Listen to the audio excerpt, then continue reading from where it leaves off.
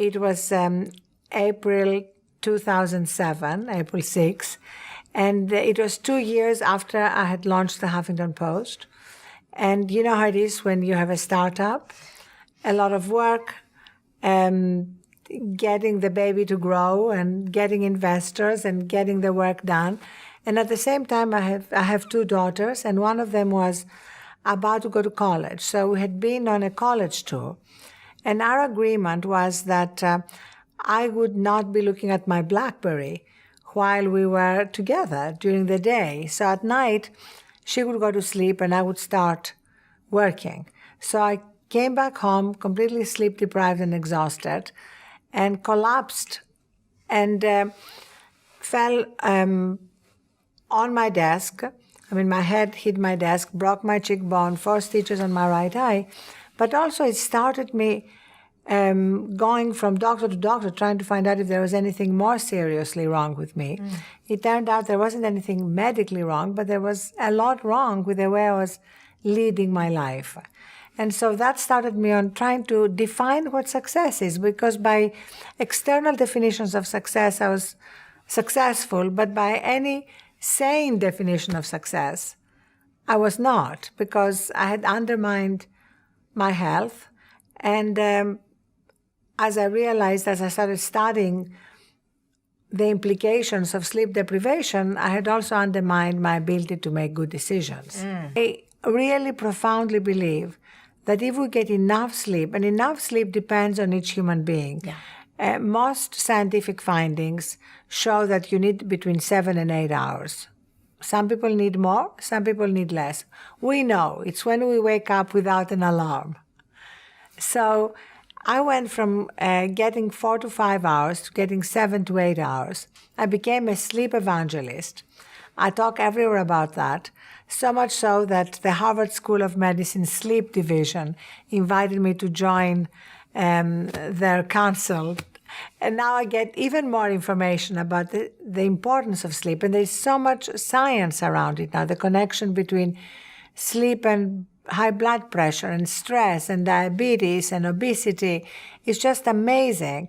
So at the end of the well-being section, where I give small steps that we can take to make our life fuller, richer, and less stressful, the first one is start by at least getting 30 minutes more sleep than you are getting right now. Whatever it is you are getting, unless you are one of the few wise people who get enough sleep, you'll see the difference. And then that in itself will reinforce you into developing better sleep habits. And I have a lot of tips, as you know, about how you can ensure that you get a good night's sleep. Yes. I mean, I always have a hot bath before I go to sleep because it just like puts the day away and you can really go to sleep leaving everything behind you and wake up recharged. And key, very, very important, not to charge your devices next to your bed. Yes. That is essential. I have a device-free zone around my bedroom. Nothing is going to happen that cannot wait until the morning. Time famine is something that so many of us suffer from. And it's basically the fact that we are always breathlessly feeling that we are running out of time or we don't have enough time. And people value having enough time more than they value anything, including their careers and their children. It's just amazing what a difference it makes to our sense of well-being. So the key here is to prioritize what really matters. Brian Andreas had this great quote that I love. I've actually put on napkins. It says, everything changed in her life the day she realized that she had enough time for all the important things. And if we realize that, then certain things will just not get done, and that's just fine.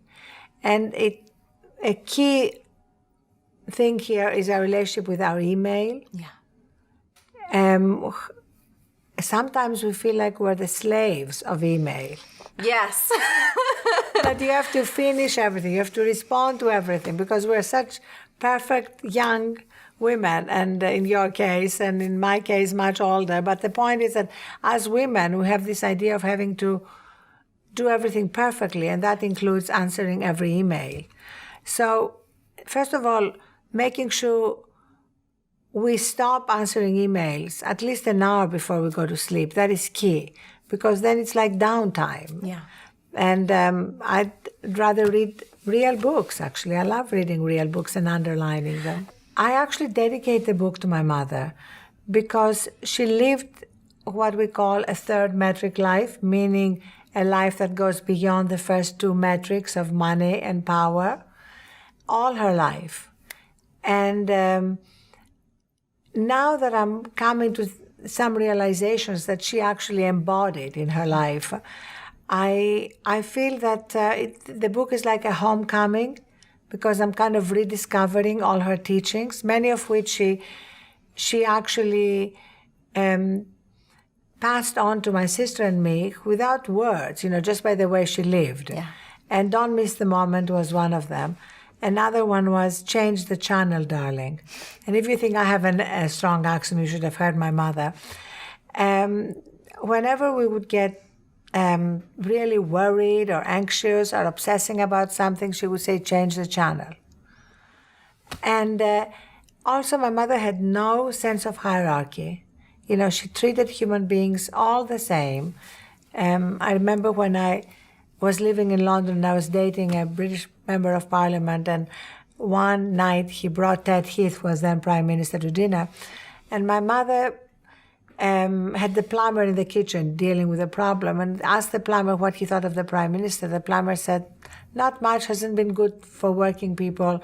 So my mother said, let me bring him here and you can tell him directly. And that was my mom. It's awesome. And that's why in the giving section of the book, one of the tips, one of the steps that I ask people to consider taking is to just acknowledge every human being they come into contact with during the day, because so often, like the barista at the coffee shop, if we're in a hotel, the cleaning crew that we pass by as we go to the elevator, we often don't acknowledge them. Yeah.